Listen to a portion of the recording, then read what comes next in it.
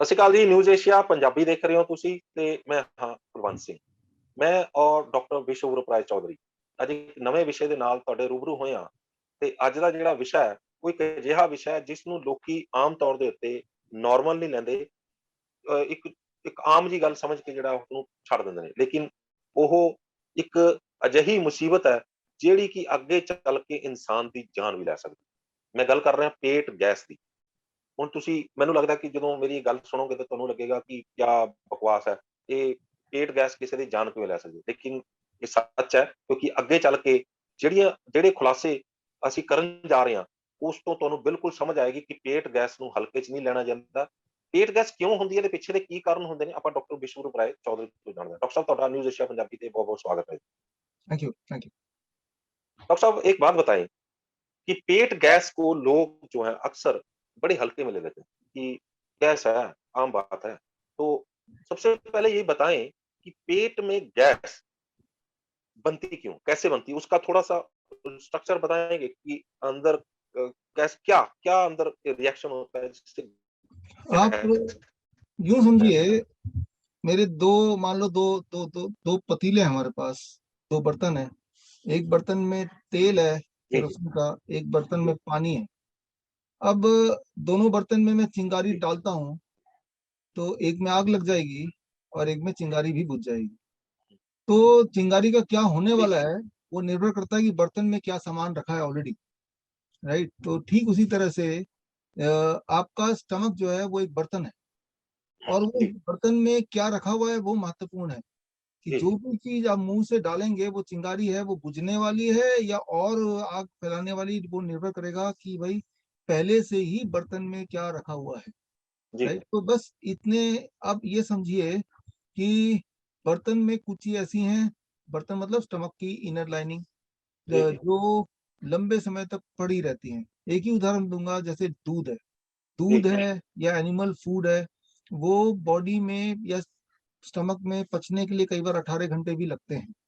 तो हुँ, यानी कि उस 18 घंटे में अगर कोई अल्कलाइन चीज आ जाएगी, जैसे उस बीच आपने संतरा खा लिया, नींबू चला गया, तो वो हुँ, आग लगा देगी, राइट? अच्छा, तो हाँ, तो आप एक्सपेरिमेंट करके देख सकते हैं। आपने दूध पिया मान लो 1 गिलास, उसके बाद 1 गिलास संतरा का जूस पी लीजिए, गन्ने का हुँ, जूस पी लीजिए, तो एकदम से उल्टी हो जाएगी। मतलब मत कीजिए ऐसा, लेकिन हुँ, हुँ, आपको एक उदाहरण के लिए मैं समझा रहा हूँ, क्योंकि हुँ, दूध हुँ, अपने आप में आपको उल्टी नहीं कर रही है। हुँ, हुँ, हुँ, गन्ने का जूस या फिर संतरे का जूस अपने आप में उल्टी नहीं कर रही है, लेकिन दोनों का जो कॉम्बिनेशन है that becomes a poison, hmm, right? Hmm, वो जो कॉम्बिनेशन, रॉन्ग कॉम्बिनेशन से जो पॉइजन बनता है वो छोटे बड़े लेवल पे, that is what is called gas. वो गैस हुँ, लगातार रहेगा तो वो अल्सर बनेगा, अल्सर लगातार रहेगा तो वो कैंसर बनेगा। इस तरह से वो प्रोग्रेस करता रहता है, वो इन्फ्लेमेशन होता है, कोलाइटिस वगैरह बनता है। तो इस तरह से हुँ, चीजें आगे बढ़ती रहती है। चंडीगढ़ में भारत का पहला इंटीग्रेटेड मेडिकल साइंसेज का हॉस्पिटल शुरू किया गया है जिसका नाम हिम्स रखा गया है, hospital and institute of integrated medical sciences, जहां एलोपैथी, आयुर्वेद, होम्योपैथी, नेचुरोपैथी सब एक ही साथ पेशेंट को ठीक करने के उद्देश्य से काम करती हैं सारी पैथी।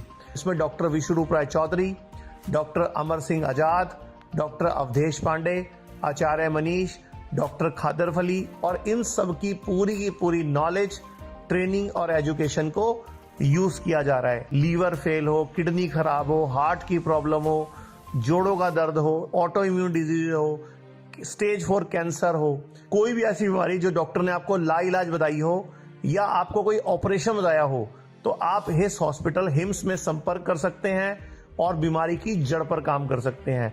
रहना, खाना, पीना सब अरेंजमेंट है। 70 बेड का यह हॉस्पिटल भारत में अपनी तरह का एकमात्र ऐसा हॉस्पिटल है जहां पर पेशेंट को ठीक किया जाता है, पेशेंट को नॉलेज दी जाती है, पेशेंट को पढ़ाया जाता है, पेशेंट को एजुकेट किया जाता है कि कैसे आपको अपनी बीमारी से खुद ही लड़ना है, यानी कि अपना डॉक्टर खुद बनना है। Be your on doctor. तो आज जरूरत है ऐसे हिम्स के हॉस्पिटल और क्लिनिक्स की। अभी भारत में पटियाला में, जीरकपुर, चंडीगढ़, डेराबस्सी और दिल्ली में 14 क्लिनिक शुरू हो चुके हैं जहां पर सिर्फ खाना पीना और लाइफस्टाइल को ठीक करके बीमारियों को रिवर्स करना सिखाया जाता है। और एक हॉस्पिटल डेराबस्सी जो चंडीगढ़ में है वो शुरू हो चुका है। ये सब हिम्स के नाम से काम कर रहे हैं। तो अगर आप भी किसी गंभीर बीमारी से परेशान हैं तो जल्द संपर्क करें हिम्स हॉस्पिटल चंडीगढ़ में। तो आपने बताया कि रॉन्ग फूड यानी कि वृद्धाहार जिसको बोलते हैं, आयुर्वेद में वृद्धाहार बोलते हैं कि ये पहले गर्म खा लिया फिर ठंडा खा लिया या दूध के साथ आपने जैसे बोला संतरे का जूस पी लिया या कुछ ऐसा पी लिया, वृद्धाहार दोनों आपस में विरुद्ध हैं एक दूसरे के। वो आहार हमने अगर ले लिया तो उसकी वजह से जो है पेट में गैस भी बनती है और फूड पॉइजनिंग भी उसी वजह से होती है। तो अब मुझे बताइए दर्शकों को आसान करके, अभी हमने वृद्धाहार लिया, अंदर पेट में उल्टी तो नहीं आई, लेकिन वो गैस बनना शुरू हुआ। अब गैस जब बनना शुरू हुआ, तो क्या हुआ? उससे आगे वो क्या हुआ? क्योंकि गैस जो है, वो ऊपर को जाती है, ऊपर को जाती है, क्योंकि गैस का एक वो है मतलब एक उसका उसमें एक गुण होता है कि वो ऊपर जाती है। तो जब ऊपर जाती है, तो वो कौन-कौन से ऑर्गन्स को कैसे-कैसे प्रभावित करती देखिए समझिए इस बात को, मैंने अभी बोला था आपको, 1 गिलास दूध पी लीजिए, फिर 1 गिलास संतरा खा लीजिए, है? जी, संतरे जी। का जूस पी लीजिए, तो वो उल्टी हो जाएगी। लेकिन 1 हुँ, हुँ। गिलास ना बोल के मैं बोलता 1 चम्मच, तो वो गैस बन जाता। फिर जब अच्छा, क्वांटिटी ज़्यादा होती है तो तब ज़ाहिर-सी बात है बाहर आ आ जाता है, उसमें समा नहीं पाता है। तो ओके। कोई भी चीज़ जब कम क्वांटिटी में अगर इंटरैक्ट करेगा तो वो गैस के फॉर्म में डिस्कम्फर्ट देगा, पेन देगा, लेकिन जब वो अति हो जाएगी तो फिर वो उल्टी देगा, लूज़ मोशन देगा, तो वो सेकेंडरी है, बॉडी से एस्केप करने का तरीका है। बॉडी उसे बाहर फेंकना चाहती है कि भाई ये चीज़ ठीक नहीं है, तो बॉडी बाहर फेंकती है। उल्टी होना अच्छी बात है, यानी कि बॉडी को पसंद नहीं आया। लूज़ मोशन होना अच्छी बात है कि बॉडी को पसंद नहीं आया, बॉडी ने उसे फेंक दिया। तो यही फ़र्क है उसमें। हुँ। तो अभी ये तो हमने समझ लिया कि वो उल्टी और उसमें से ये कर किया। गैस की वजह से कौन-कौन से रोग जैसे आपने बताया अल्सरेटिव कोलाइटिस बताया, अभी आपने अल्सर बताया, आपने अभी कैंसर भी बता दिया आपने। गैस की वजह से और कौन-कौन से रोग जो हैं वो बॉडी में कैसे-कैसे बढ़ते हैं? देखिए, सबसे इम्पोर्टेंट बात गैस की वजह से उसे बोलते हैं GERD, gastric oesophagus reflux disease. Hmm, right? तो जीओआरडी भी बोलते हैं कई बार इसको। तो कई बार जो चेस्ट में पेन होता है ना, वो ऐसा लगता है कि हार्ट अटैक आ गया, हार्ट अटैक आ गया। लेकिन हाँ, वो बिल्कुल, जो बिल्कुल। पेन है वो चेस्ट का पेन ना होके वो स्टमक से जो गैस है, वो गैस ही वो ऐसा पेन दे रहा है, पसीने छूट गए, पूरा हुँ, दर्द हो गया, राइट? हुँ, हुँ, बीपी बढ़ गया, ऐसा लगता है कि इसको हार्ट अटैक आया। लेकिन वो हार्ट अटैक ना होके वो गैस्ट्रिक एसोफेगल रिफ्लक्स डिजीज़ है।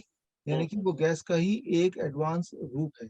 तो हुँ, ये भी एक बीमारी है जो हो जाती है अक्सर, लेकिन लोग बोलते हैं हार्ट अटैक आ गया तो सीधे लेके हॉस्पिटल जाते हैं और हॉस्पिटल भी उसको हार्ट अटैक मान के, ये जानबूझ हुँ, के हार्ट अटैक बता के, फिर उसके हुँ, बाद उसका बाईपास सर्जरी करना है, एंजियोग्राफी करना है, एंजियोप्लास्टी करना है, कुछ भी करना है, एक अलग दिशा में चले जाते हैं। प्रॉब्लम पेट की है, लेकिन इलाज हार्ट का हो रहा है और वो भी उल्टा-सीधा इलाज, राइट? तो ये एक एक एक कॉमन बात है।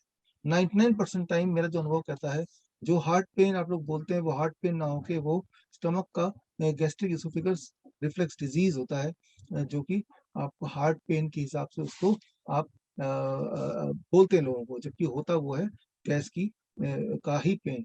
तो गैस के से यही सारी बीमारियाँ होती हैं जो मेजर-मेजर मैंने आपको बताई है। तो क्या गैस की वजह से जैसे डिप्रेशन, डिमेंशिया और उसमें माइग्रेन वगैरह ब्रेन के भी ऊपर कोई इफेक्ट पड़ता है इसके ऊपर? ब्रेन के ऊपर इफ़ेक्ट पड़ता है, ज़ाहिर-सी बात है। अब देखिए जब आपको भूख लगती है या जब आपको लगता है कि आप और नहीं खा सकते, इन दोनों केसेज़ में जो हार्मोन का कंट्रोल होता है वो ब्रेन से होता है, राइट? तो ब्रेन का डायरेक्ट कनेक्शन है आपके पेट से। जब भी एसिडिटी होगी, जब भी गैस होगा, एक तबका उनको माइग्रेन हो जाएगा, एक तबका हुँ, उनको हेडेक हो जाएगा, राइट? तो आपके जब एसिडिटी होती है या गैस होता है तो अलग-अलग लोगों को अलग-अलग सिम्पटम आते हैं। कुछ लोगों को headache is the first symptom, hmm, right? कुछ लोगों को लेथार्जी या वोमिटिंग या वीकनेस इज़ फर्स्ट सिम्पटम। तो पूरे बॉडी में एक्चुअली आप देखा जाए तो उसका असर पड़ता है, ना कि सिर्फ स्टमक में। आप देखिए स्टमक एक सेंट्रल कैरेक्टर है हमारे बॉडी का। हुँ, उसके अंदर जो भी कुछ होगा उसका जो इफ़ेक्ट है वो पेनिट्रेट होगा पूरे शरीर में। हुँ, हुँ। तो क्या नर्वस सिस्टम जो है उससे भी इफेक्ट पड़ता है? क्योंकि अगर गैस है तो गैस जो है वो अपनी जगह वो ऐसी जगह पे वो जाके जमा हो जाती है जहाँ कुछ ना कुछ खाली होता है या जहाँ कुछ ना कुछ उसने उसको रुकावट पैदा कर नर्वस सिस्टम को भी ऊपर करती है कुछ affect? Of course her system को इफ़ेक्ट करती है। जब आप क्योंकि जो भी न्यूट्रिशन जाना है आपके पूरे बॉडी में जाना तो स्टमक के रास्ते से ही है ना। हुँ, अगर स्टमक का रास्ता ही ठीक नहीं है तो बाकी जगह कहीं देर से प्रभाव आएगा, कहीं जल्दी प्रभाव आएगा, लेकिन प्रभाव आएगा ज़रूर। हुँ। तो अभी आप ये बताएँ कि गैस जो जब मतलब कई लोगों को गैस की प्रॉब्लम जो है वो काफ़ी समय से होती है या ऐसा भी कह सकते हैं कि जब से वो पैदा हुआ उसको तब से वो गैस बन रहा है। तो क्या ऐसे पेशेंट जो है वो बहुत समय से बोला तो यह था कि आपके अंदर तेजाब बन रहा है, उसकी वजह से आपको गैस, तेजाब और गैस का आपस में भी कुछ संबंध है? दोनों सेम ही बात है, एक से दूसरा लीड करता है ना। तो जब तेजाब बनेगा तो ही गैस होगा, संबंध सेम है। मैं खुद ही इसका पेशेंट रहा हूँ, इसे कहते हैं इरिटेबल बाउल सिंड्रोम, बचपन से ही। अच्छा। और हाँ, आज से 15-20 साल पहले जब मैंने ठान लिया कि इसको ठीक करना ही है और सारे हॉस्पिटल जाके हताश हो गया, तो मैंने एक बदलाव किया, वो हम्म, कि डेयरी प्रोडक्ट, दूध से बना हुआ हर चीज मैंने छोड़ा। जैसे ही छोड़ा, विदिन 15 डेज वो हम्म, आईबीएस की प्रॉब्लम, इरिटेबल बाउल सिंड्रोम की प्रॉब्लम चली गई, और तब से लेके अब तक कभी आई नहीं वापस। ये आप अगर आएंगे हिम्स हॉस्पिटल में, hospital and institute of integral medical sciences, Chandigarh Dera Bassi में हॉस्पिटल है, ऑन द मेन हाईवे। अगर आप आते हैं तो यहाँ पे आपको बहुत सारे कैंसर पेशेंट मिलेंगे, एंड स्टेज कैंसर पेशेंट मिलेंगे। एंड सिर्फ फ़र्क ये देखेंगे, when you compare these patients with the patient in other hospital of similar kind, फ़र्क ये देखेंगे कि ये कंफर्टेबल है। दूसरा फ़र्क ये देखेंगे कि ये आपको लगेगा नहीं कि ये पेशेंट हैं, वो दर्द रहित हैं। कि शुगर, बीपी सिर्फ 7 दिन में बिना 1 रुपए की दवाई के 90% लोगों का यहाँ हिम्स हॉस्पिटल चंडीगढ़ में भर्ती होकर खाने पीने को ठीक करके रिवर्स किया जा सकता है। सैकड़ों पेशेंट हो चुके हैं। अगर जुबान पे लगाम है तो 3 लोगों से वास्ता नहीं पड़ेगा आपका। खाने के लिए है तो डॉक्टर से वास्ता नहीं पड़ेगा, बोलने के लिए है तो पुलिस और वकील से वास्ता नहीं पड़ेगा, और प्रोफेशनली इन तीनों से वास्ता ना पड़े तो ज़्यादा अच्छा है। दूसरा, दुनिया की कोई भी ऐसी बीमारी नहीं है जो खाने पीने से हो नहीं जाती है और फिर रेगुलेट नहीं हो सकती है।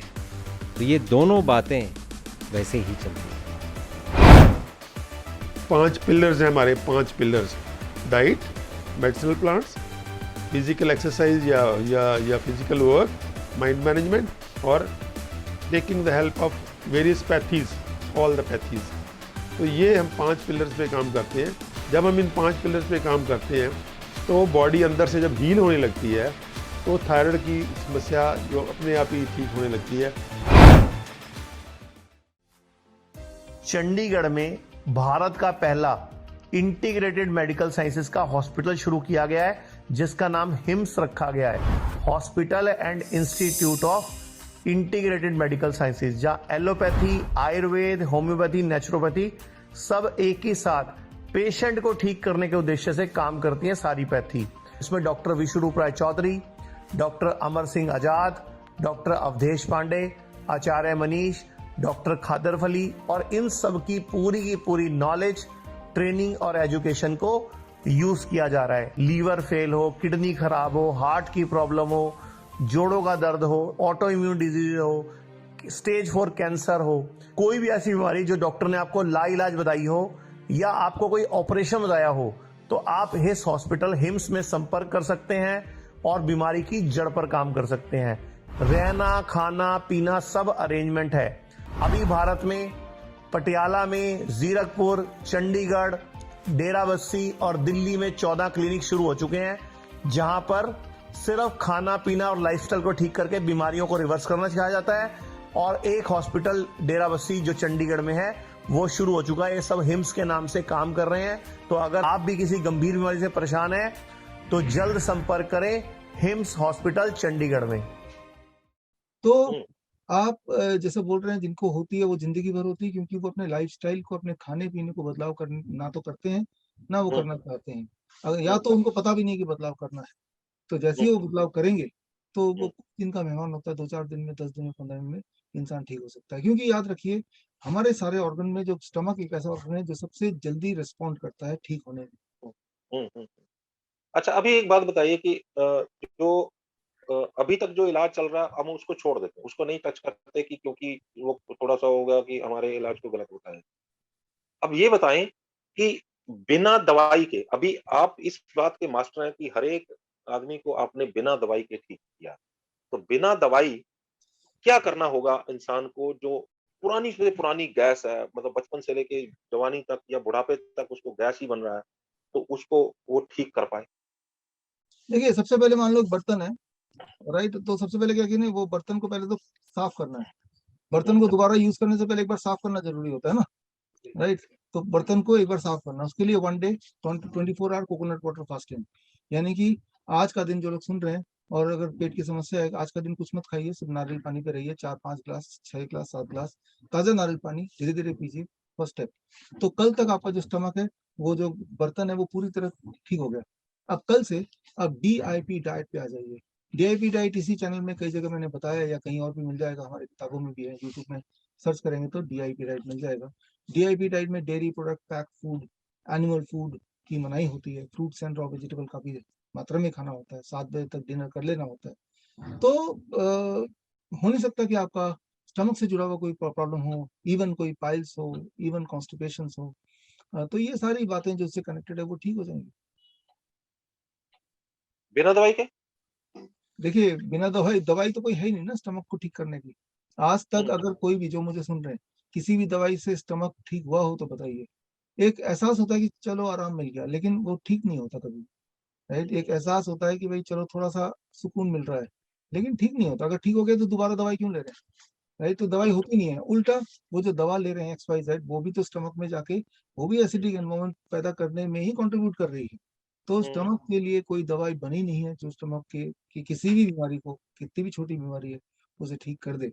तो उसको तो बर्तन को साफ करना है और साफ रखना है, यही उसका इलाज है। अच्छा डॉक्टर साहब, आपने ये बताया कि ये एक दिन की फास्टिंग, उसके बाद आप DIP डाइट के ऊपर आ जाइए, आप सैलेड खाइए, फ्रूट खाइए, आप 7 बजे से पहले डिनर कर लीजिए, ऐसे जैसे आपकी DIP डाइट में बताया गया। तो अगर आपने आपके कहे के अनुसार, जो दर्शक अभी देख रहे हैं इसको, तो पुरानी से पुरानी गैस वाले जो वो देख रहे हैं, तो उनको कितने दिन में ऐसा इस मुसीबत से छुटकारा मिलता है? 3 दिन से लेके 10 दिन, 15 दिन, बहुत ज्यादा हुआ तो बस? इतना ही लगता है। आप लोग कीजिए करके, इसी वीडियो के कमेंट में लिख के देखिए। जो नहीं हो पाए ठीक, अगर तो कोई ऐसा है तो वो भी लिखे। मैंने तो नहीं देखा किसी को कि जिसको 15 दिन से अधिक लगा हो ठीक होने। तो जो जो बीमारियां गैस की वजह से आगे हो रही हैं, वो भी ठीक हो जाएंगी? हाँ, देखिए, जो बीमारियां आगे हो रही हैं गैस की वजह से, उनको थोड़ा और टाइम लगेगा, लेकिन जो फंडामेंटल बीमारी है स्टमक से जुड़ा हुआ, वो तो जल्दी ठीक हो ही जाएगा। यानी स्टमक ठीक होगा तो आगे जो पीछे से सप्लाई बंद हो जाएगी, तो आगे जो है वो ठीक, और चीजें भी ठीक होनी शुरू।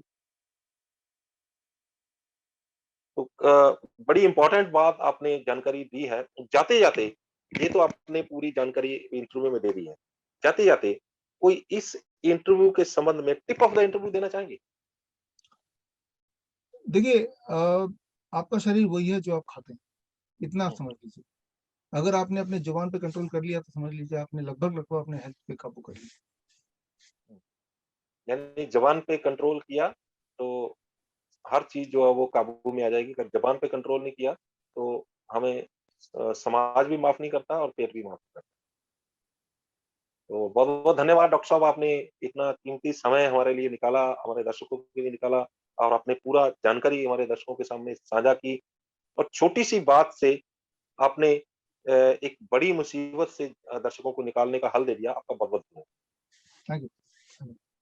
तो सर डॉक्टर विश्वरूप राय चौधरी, जिन्होंने ने सानू जानकारी दी है कि किस तरीके ਦੇ ਨਾਲ पेट च पल रही गैस, ਜਾਂ ਜਿਹਨੂੰ ਇਹ ਵੀ ਕਿਹਾ ਜਾਂਦਾ ਵੀ ਪੇਟ ਚ ਪਲ ਰਹੀ ਗੈਸ ਦੀ ਮੌਤ ਹੈ, ਉਸ ਤੋਂ ਛੁਟਕਾਰਾ ਦਿਵਾਉਣ ਲਈ ਸਿਰਫ ਇੱਕ ਦਿਨ ਦੀ ਫਾਸਟਿੰਗ, ਕੋਕੋਨਟ ਵਾਟਰ ਯਾਨੀ ਕਿ ਨਾਰੀਅਲ ਪਾਣੀ ਦੇ ਨਾਲ, ਤੇ ਉਸ ਤੋਂ ਬਾਅਦ DIP ਡਾਈਟ ਯਾਨੀ ਕਿ ਸਲਾਦ, ਫਰੂਟ, 7 ਵਜੇ ਤੋਂ ਪਹਿਲਾਂ ਜਿਹੜਾ ਡਿਨਰ ਕਰ ਲੈਣਾ, ਐਂਡ ਸਵੇਰੇ 11-12 ਵਜੇ ਤੱਕ ਜਿਹੜਾ ਤੁਸੀਂ ਕੁਛ ਨਹੀਂ, ਜਿਹੜਾ ਸਿਰਫ ਫਰੂਟ ਐਂਡ ਸੈਲਡ ਜਾਂ ਜੋ ਵੀ ਤੁਸੀਂ ਖਾਣਾ ਹੈਗਾ, ਤੇ ਔਰ ਕੱਚਾ ਜਾਂ ਫਰੂਟ ਸੈਲਡਸ ਨੂੰ ਦੀ ਮਾਤਰਾ ਵਧਾ ਦੇਣੀ ਹੈ। ਯਾਨੀ DIP ਡਾਈਟ ਦੇ ਵਿੱਚ ਜੋ ਪ੍ਰੋਟੋਕੋਲ ਡਾਕਟਰ ਵਿਸ਼ਵਰੂਪ ਰਾਏ ਚੌਧਰੀ ਨੇ ਦੱਸੇ ਹੋਏ ਨੇ, ਉਸ ਨੂੰ ਜੇਕਰ ਫੋਲੋ ਕਰਦਾ ਤਾਂ ਉਹ ਵਿਦਿਨ ਜਿਹੜਾ 2-3 ਦਿਨ ਜਾਂ ਹਫਤਾ ਜਾਂ 15 ਦਿਨ ਦੇ ਵਿੱਚ ਜਿਹੜੀ ਹੈ ਸਾਰੀ ਮੁਸੀਬਤ ਨੂੰ ਜਿਹੜਾ ਛੁਟਕਾਰਾ ਪਾ ਲੇਗਾ।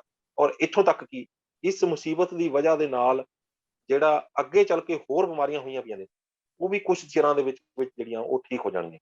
ਤਾਂ ਉਮੀਦ ਕਰਦੇ ਹਾਂ ਕਿ ਇਹ ਗੱਲਬਾਤ ਤੁਹਾਨੂੰ ਪਸੰਦ ਆਈ ਹੋਵੇਗੀ।